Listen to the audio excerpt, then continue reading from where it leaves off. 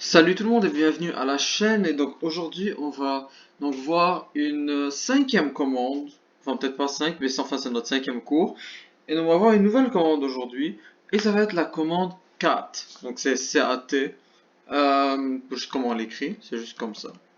Donc en fait cette commande elle nous permet de voir à l'intérieur des fichiers, nous afficher ce qu'il y a à l'intérieur. Mais bien sûr, quand on veut voir ce qu'il y a à l'intérieur des fichiers, il y a peut-être quelques trucs qu'on veut plus spécifiques. Peut-être on veut comme il faut toujours trouver comme des manières pour que notre travail soit plus efficace au niveau du temps ou bien genre de la présentation. Bien sûr, comme d'habitude, c'est vrai, la commande cat ou bien n'importe quel type de commande, en général sans aucune option à côté, peut faire le travail, mais avec des options, il peut avoir donc de meilleures manières de travailler ou bien certains trucs spécifiques qu'on voudrait avoir. C'est ça. Donc là, on va commencer à explorer la commande cat. Donc tout d'abord, bien sûr, comme d'habitude, on va rentrer dans cours,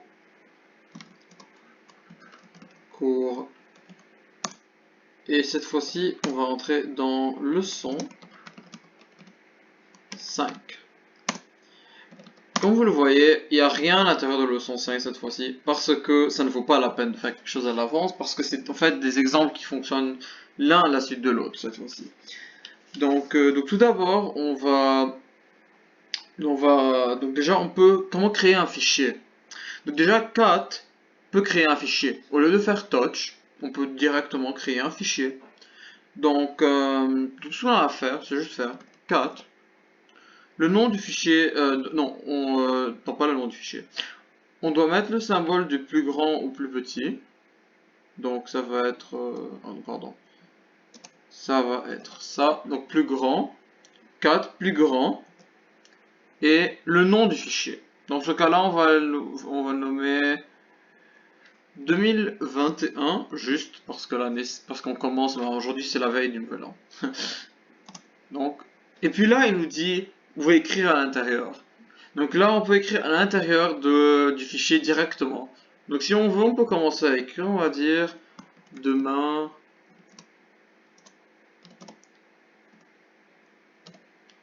oh mon Dieu, demain,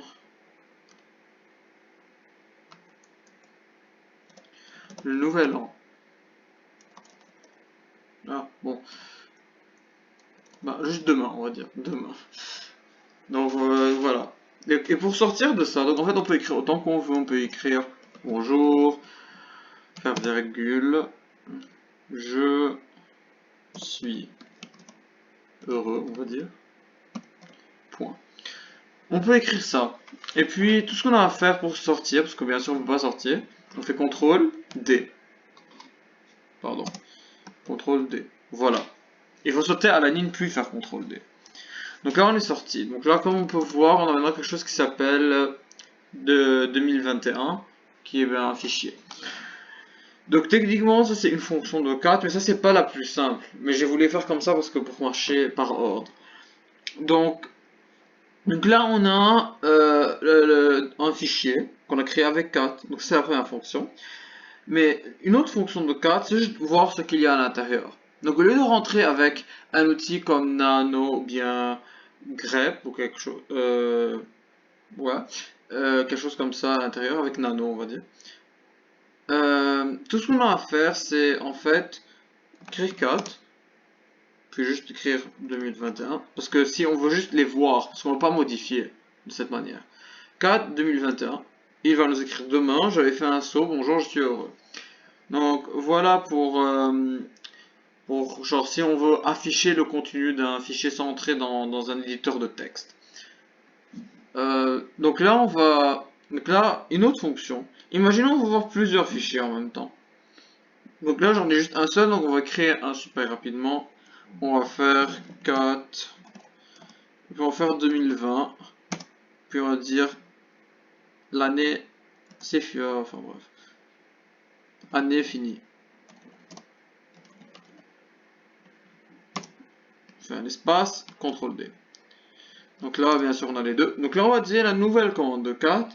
La commande pour voir plus d'un fichier en même temps. Tout ce qu'on a fait, c'est écrire 4, 2020, 2021.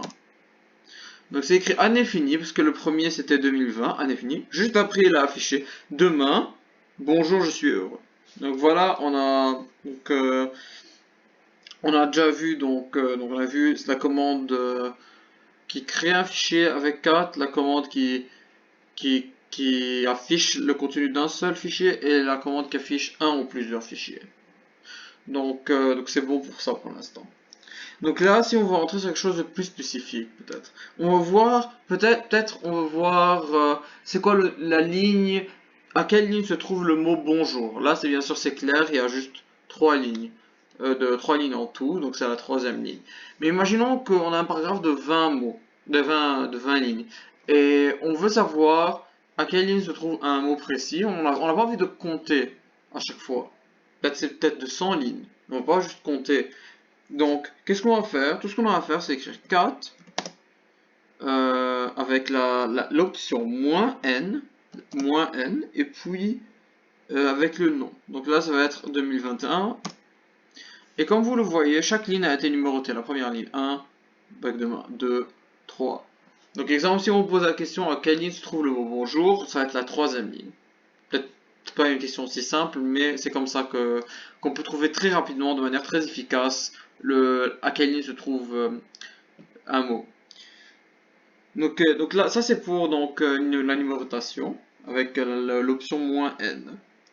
Maintenant, si on veut délimiter chaque ligne par un symbole, si on veut, donc à la place de voir comme ici juste un espace qui se trouve, peut-être qu'on a envie de voir quelque chose pour que ça nous facilite la vue.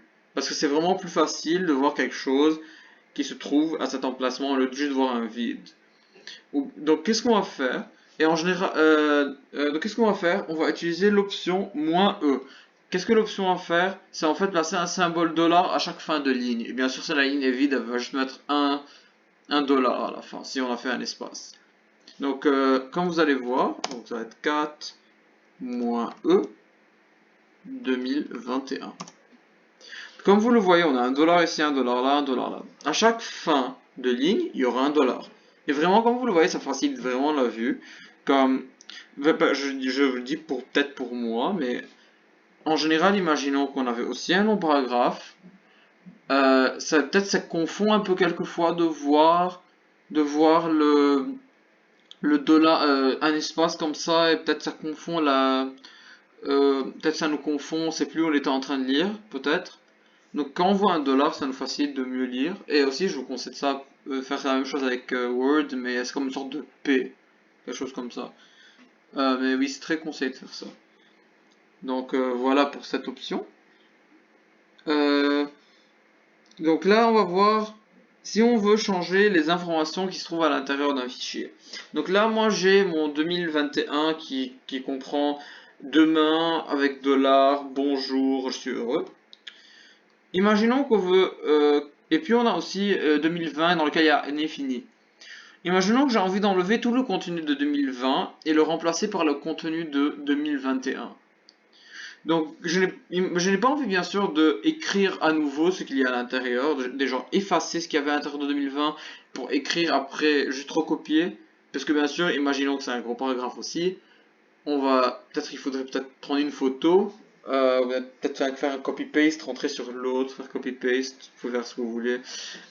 Mais ça perd vraiment du temps. Tout ce qu'il faut faire, en fait, c'est juste écrire 4, le nom du fichier qui va modifier l'autre.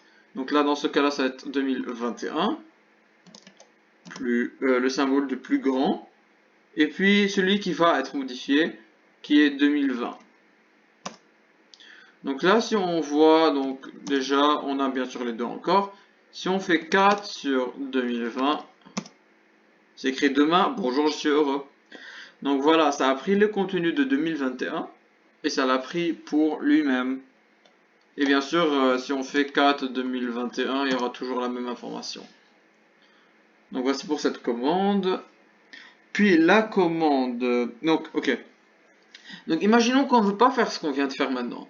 On a envie que le contenu de 2021 se trouve à l'intérieur de 2020, mais on ne veut pas qu'il change ce qu'il y avait décrit. On veut que ça ajoute. Donc, juste après ce qui était écrit. Exemple, demain, bonjour, je suis heureux. Après cela, ce qui va être écrit dans le fichier 2020, dans le fichier va être dans le fichier dans lequel on veut, duquel on prend l'information, il va être mis juste après.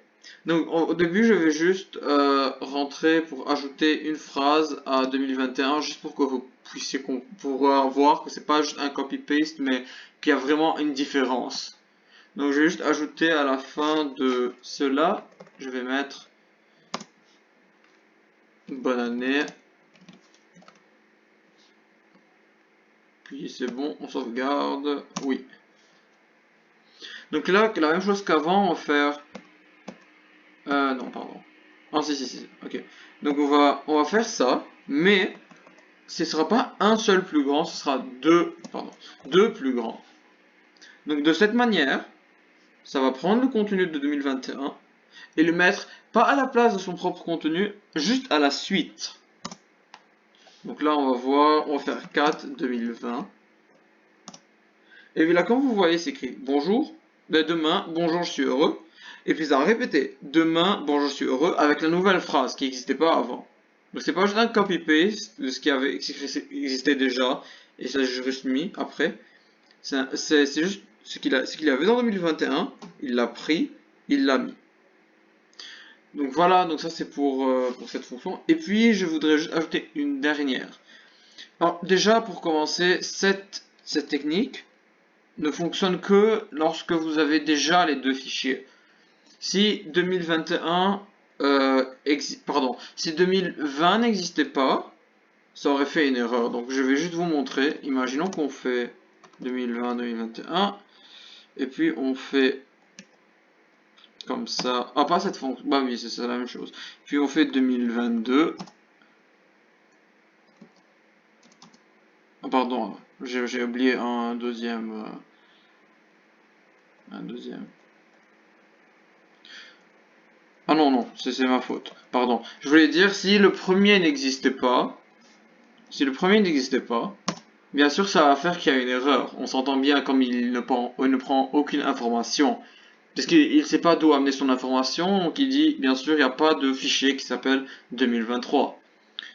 Mais dans ce cas, nous, vous voyez là, c'est une petite erreur là, ici.